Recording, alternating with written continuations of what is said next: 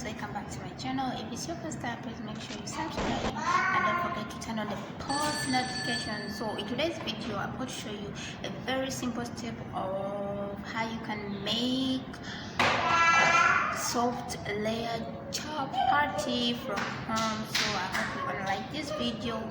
But for more about the ingredients and the procedures of how you're gonna make it, you just have I refer you to the description because I'm going to write everything there. So step by step.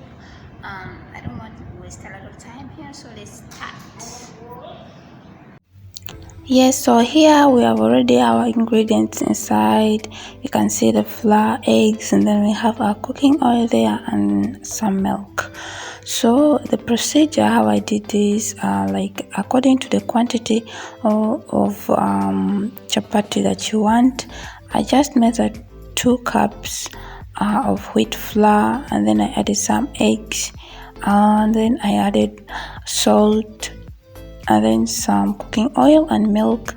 So you need to put on your gloves before you start mixing all the ingredients together. The reason as to why we put gloves is because it is highly recommended to be super clean. So here we are kneading all the ingredients together. During this process you have to knead the dough very well and make sure it's not having any white particles. After here you have to make sure it is well kneaded and does not stick on your hands, whereby you have to cover it up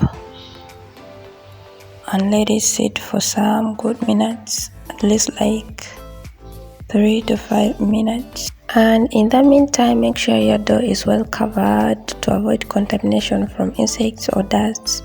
Yeah, you can use anything that's clean to cover it up. So after there, we're going to make our dough in circular motion balls. It's not a mandate to make, but it's much easier to use. So we're going to sprinkle some remaining wheat down before we start rolling out our chapati to the shape that we want it. So from there, all is done. You just need to put on fire.